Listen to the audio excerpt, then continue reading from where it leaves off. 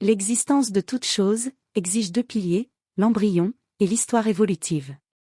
Pour comprendre quelque chose, il est nécessaire de parcourir son histoire évolutive jusqu'à atteindre l'embryon.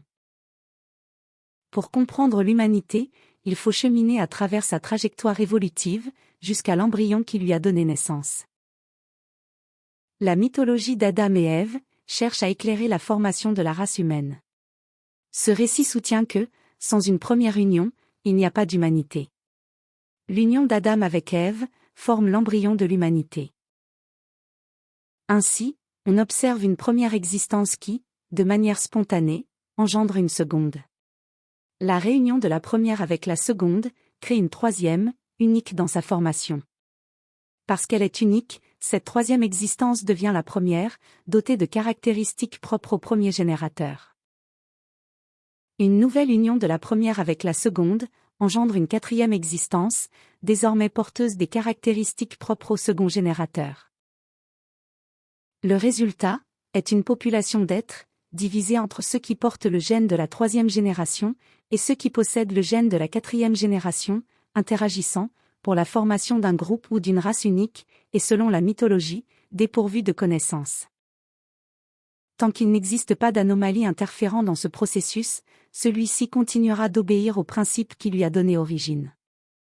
Cependant, l'être inséré dans cette compréhension limitée ne perçoit pas ce qui se trouve au-delà, dans le principe fondamental de la formation des choses, avant Adam et Ève. Un corps forme d'autres corps, et est formé par d'autres corps, indépendamment des caractéristiques qui l'identifient. Ce qui n'est pas dit, c'est qu'une créature compose d'autres créatures, et est composée d'autres créatures.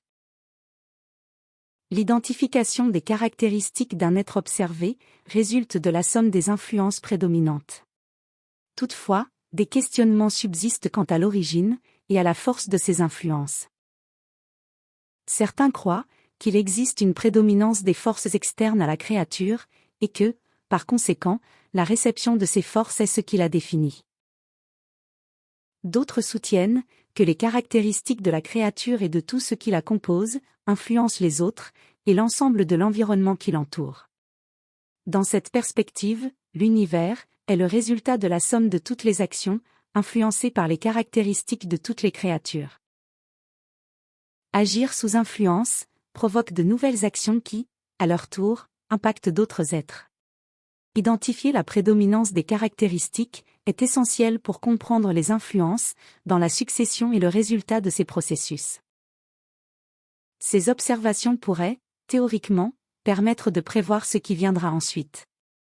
On perçoit que ce principe est le même que celui qui façonne les influenceurs, limité à un environnement déterminé. Comprendre l'origine, c'est reconnaître que toute existence porte en elle la mémoire du principe, et c'est dans ce retour silencieux que commence la véritable compréhension.